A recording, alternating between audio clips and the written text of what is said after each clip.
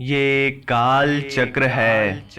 इस काल चक्र के पिछले अध्याय में हमने आपको कामदेव के भस्म होने की कहानी सुनाई थी और आज इस अगले अध्याय में कामदेव के पुनर्जन्म से जुड़ी एक बहुत ही रोचक कहानी सुनाने जा रहे हैं। पिछले अध्याय में हमने आपको बताया था कैसे भगवान शिव ने कामदेव को भस्म कर दिया था और उनकी पत्नी रति के अनुरोध के बाद ये आशीर्वाद दिया कि कामदेव का जन्म भगवान कृष्ण के पुत्र के रूप में दैत्यराज सभासुर के वध हेतु होगा। इसलिए रति सभासुर के घर मायावती नाम से दासी के रूप में काम करने लगी।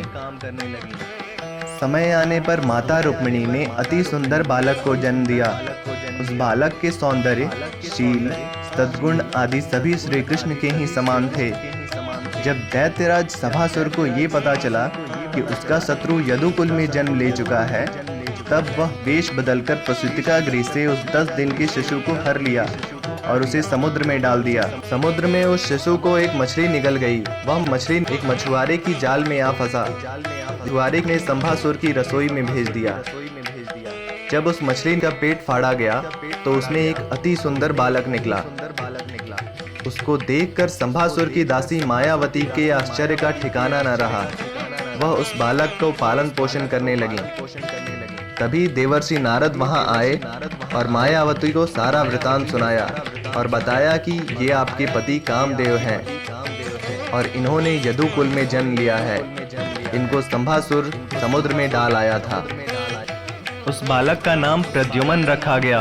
थोड़े ही काल में प्रद्युमन युवा हो गए। प्रद्युमन का रूप इतना अद्भुत था कि वे साक्षात श्री कृष्ण ही प्रतीत होते थे। रति उन्हें बड़े भाव और लजीली दृष्टि से देखती थी।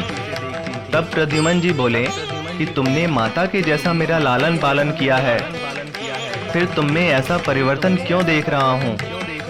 तब रति ने कहा कि आप मेरे पुत्र नहीं, मेरे पति हो और आपका जन्म संभासुर का अंत करने के लिए हुआ है। और उन्होंने प्रद्युमन को पूर्व जन्म का बोध कराया। इसके बाद उनकी पत्नी रति ने उन्हें महाविद्या प्रदान की तथा धनुष, बाण इत्यादि सभी विद्याओं में प्रद्युमन को निपुण कर दिया। युद्ध विद्या में प्रवीण अस्त्र शस्त्र से सुसज्जित होकर संभासुर की सभा में गए। संभासुर उन्हें देखकर प्रसन्न हुआ और सभासदों से कहा कि इस बालक को मैंने पाल पोष कर बड़ा किया है। इस पर प्रद्युमन बोले, अरे दुष्ट, मैं तेरा बालक नहीं परंतु तेरा वही शत्रु हूँ जिसको तूने समुद्र में डाल दिया था। अब तू मुझसे युद्ध कर।